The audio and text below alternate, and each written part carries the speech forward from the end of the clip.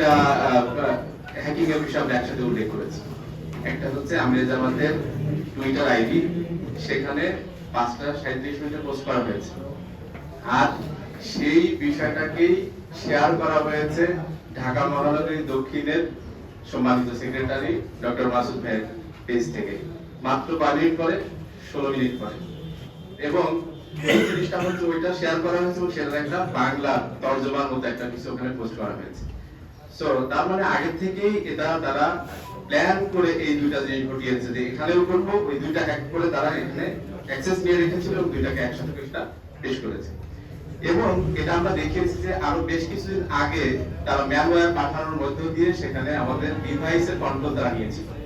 So এটা আসলে ডিভাইসের কন্ট্রোল নিয়ে সেশনের মধ্যে তারা ঢুকেছে, ডিভাইসের কন্ট্রোল নিয়েছিল। সো সেই ডিভাইসের মধ্য দিয়ে আসলে এই আইডিতে তারা প্রবেশ করেছে। নট দ্যাট যে আইডি তারা মানে পাসওয়ার্ড চেঞ্জ করে নিয়ে তারপর কাজ করেছে, মূলত তারা আইডি পাসওয়ার্ড চেঞ্জ করে নাই।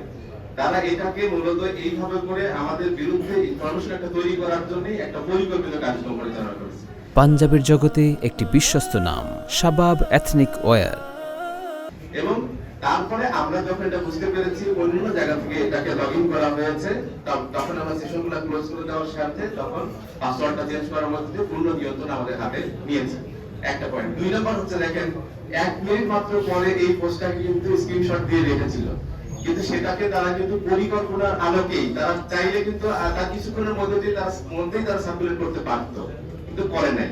এটা আমরা যখন রিজাইন্ডার দিয়েছি 5:22-এ, তারপরেও অনেক সময় 12টার পরে গিয়ে এই জিনিসটাকে সার্কুলেশন শুরু করেছে। এটাও হচ্ছে তাদের একটা অপপরিকল্পনার একটা অংশ হিসেবে আমরা মনে করি, যে যাতে মানুষের কাছে এই বিভ্রান্তিটা ছড়ানো যায়।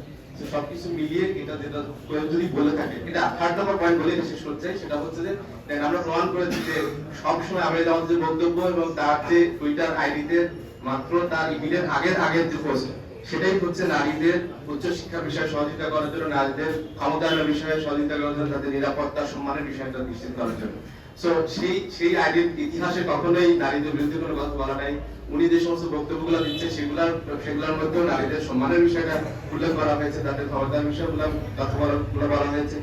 তার উল্টা জাস্ট একটা জিনিস, পুরোপুরি উল্টা সাংঘর্ষিক একটা স্টেটমেন্ট ওখানে পোস্ট করা হলো, 2 জায়গা থেকে শেয়ার করা হলো।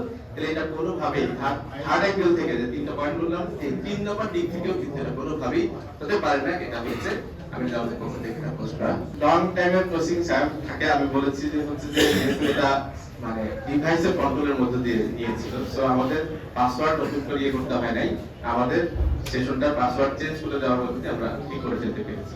এটা একটা। আর হচ্ছে যে আচ্ছা, এতগুলো তো কিভাবে আমরা করলাম? আলহামদুলিল্লাহ আমাদের একটা স্ট্রং টিম আসলে কাজ করছে এখানে। যেহেতু আমরা বলেছি যে আরো বেশ কিছুদিন আগের থেকে এখানে অ্যাটাকের প্রচেষ্টা চলছে বিভিন্ন আইডিতে, আমরা এবারে তৎপর ছিলাম সবসময়। যখনই আমরা বুঝতে পেরেছি নোটিশের মধ্যে এসছে যে এই হ্যাকিংটা হয়েছে, সঙ্গে সঙ্গে আমাদের টিম তৎপর হয়ে জিনিসটাকে সলভ করা যাচ্ছে।